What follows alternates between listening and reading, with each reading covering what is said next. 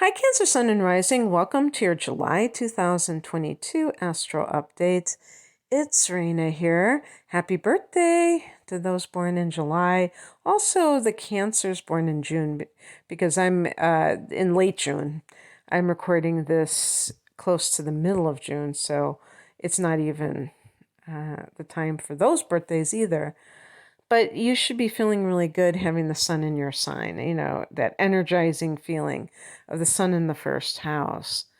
On the 5th of the month, Mars goes into Taurus. Now, the significance of this, first of all, Taurus is a friendly angle to Cancer. It's a sextile, so it harmonizes with the energy of your sun, or if this is your ascendant. It's going to feel very good because Mars has a certain physicality to it. So it can really make you feel even more energized than just having the sun in your sign, because Mars is the way that we act. And in Taurus, there's a very deliberate kind of movement. And Taurus is an earth sign, so it tends to do things when it's acting that are practical. In your house, this is going to affect your 11th house, Cancer. And this is the house of friendships and groups that you may belong to. Now, Mars is a little bit combative. So there's always the chance that you're going to clash socially with somebody. And in some cases, you may balk at the stances that they're taking, what they want to do. The 11th house is the humanitarian house, the activist house. So if you are involved in any activist activities, now it's funny, I do think that Cancer is a rather activist sign, which sounds funny for me to say, but I really believe this just based on my own reflections or feelings about it. And I'll tell you why. Because Cancer rules the house of home and family, but also of one's homeland. So Cancer people tend to be very patriotic, but if they are more radical, if you will, if they're people who, there are Cancers who are kind of rebellious. They might have the moon in Sagittarius or Aquarius or just something. Maybe they have the sun in the 11th house or Mars in the 11th house in their natal chart. And so it may make them, because Cancer is a cardinal sign, take action. The 11th house is about the collective. And some Cancers are very, concerned about the state of the world, but also of the country. And so I could see Cancer people being politically active for sure. But you may not agree with some of the methods that are being employed. Something could be going on if you belong to like a political group, or if you are involved with something connected to friends. There's some kind of differences there, or maybe you're just more socially active at this time. That's a possibility as well. On the same day, Mercury goes into your sign. So that seems kind of interesting. It's almost like finding your voice. But the other thing that's important to note about Mars going into Taurus is that we have Uranus already in Taurus. And Uranus is the ruler of the 11th house, where your Mars is transiting at the moment, or Mars is transiting. And for all of us, this can lead to a lot of kind of unusual events occurring or strange behavior, people doing unpredictable things. When there are conjunctions, this is going to be a conjunction. Let me see when Mars and Uranus will form a conjunction, because in the 11th house, you may be part of some like activist group. I would say be very careful about that. Don't get caught up in the heat of the moment, because with Neptune in Pisces, there could be a tendency to feel, to do something very suddenly, spontaneously, but not necessarily thinking before you act. And that could be problematic. Let's see. So in July, Uranus is going to be 17 and 18 degrees of Taurus. So that's quite a ways away from where Mars is going to be. Let's see when they meet up. It's actually going to be more like August. I would say somewhere around the 10th of August or so.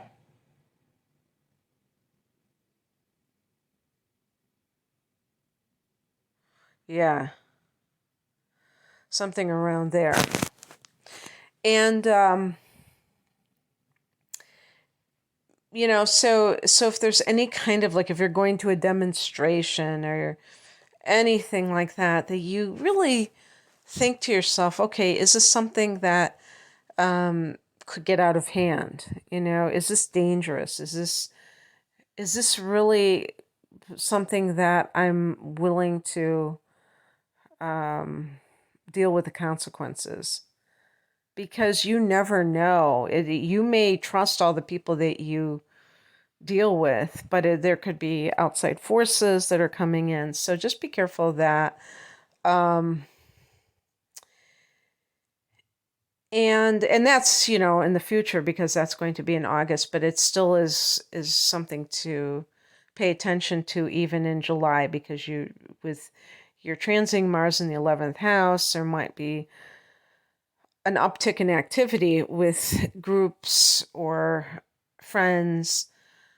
And Mercury in your sign will make you more in alignment with how you are projecting yourself, because Mercury has been in your 12th house. It's been very good for intuitive matters and creative matters, but not so hot for more practical matters, because it's very abstract and kind of like otherworldly in the 12th house. In the first house, it's more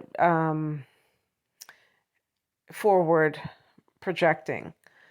On the 13th, there's a full moon at 21 degrees of Capricorn. That's your opposite sign and opposite house. And the opposite house happens to be the house of committed partnership. Full moon can bring things out in the open. It can bring things to a climax of sorts. If you have been having issues with a partner and maybe they're denying certain things, you may find out the truth about those things, and it can just be very illuminating. But if you are somebody who has had problems in a committed partnership, yes, this could be a trigger point. This could be something that is the beginning of the end, or the end of a relationship. But this is for people who are having problems in relationships. That's a blessing, isn't it? If you're not getting along with somebody and you end the relationship, that's not something to fear. That's something to be relieved about. But unfortunately, people have a tendency to want to cling to relationships regardless of how, negative they have been. And that's something that is human nature. So you have to see things as they truly are. Remember that when there's a full moon, the sun is opposing it at the exact same degree. So the sun is in your first house at 21 Cancer. And that means, so if you are around that 21 degree mark of the sun sign or the rising sign, this is going to be especially impactful for you to see, what your needs are. Maybe you have been allowing somebody else to kind of dominate the relationship, and you realize that you have the right to be, cured about. It's not all about that other person. Or you take responsibility for something that you are doing that is not good for the relationship. It can go both ways, for sure. On the 17th, we have Venus going into your sign. So you have so much going into your sign right now. The sun is there, Mercury is there, and Venus is there. Venus can make you attractive. Yes, you could go to a beauty salon right now. You could get your hair done. Your hair did. But it can be something that is hard to put one's finger on that makes you attractive. You might not even be doing anything yourself to beautify yourself, and yet people are still drawn to you. And this, that in and of itself isn't really important per se, but it can be helpful. For instance, if you're looking for a job, if you're looking to get a promotion, or maybe you are looking for a partner and you want to attract somebody to you. On the 19th, Mercury goes into Leo. That's your second house, and that's nice too because that's the money house. And so you may be kind of crunching the numbers, looking at your finances, seeing how everything is shaping up.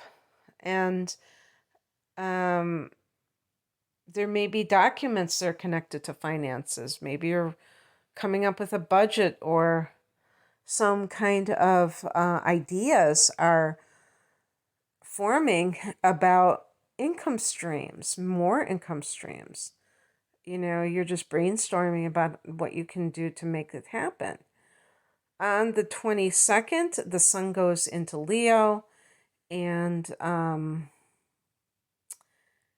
this is also in that second house.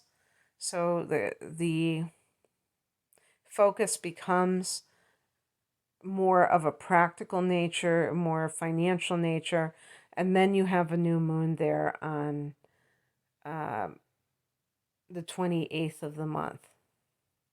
Now, you always have a new moon in Leo. And, I would have to see individual charts to see what your second house looks like, because I use the unequal house system, and you don't necessarily have all of one sign in a house. Usually it doesn't seem like you do. So you can't say for sure where it's, if you're going to have a new moon in a sign in a particular house. But certainly the new moon in Leo is not always at such an early degree. So you see that in the second half of the month, the financial area starts to really pick up steam. And this could indicate that this is going to be good for you going into August, money-wise. And So that can be quite a good thing to keep in mind. So that's what I have for you, Cancer. I hope that this resonated. If you would like a private reading, I'm promoting my double astrology readings because they are at a reduced price. They're two full-length readings of an hour each. And they are, because you're buying them together as a package, you get a significant discount. And 1 hour is of the natal chart interpretation, and the other is of important transits of the next 12 months. It's called a deep dive reading. I think it's my most popular reading for the last year or so because I've only had it. I don't know. I think I've had it like around a year. I'm not sure exactly when I came up with that one. And I have other types of readings too. I have another package deal called the Whole Enchilada, which involves a full-length tarot reading and just single readings. You can find out more information at the link below. Thank you for listening. Take care. Bye.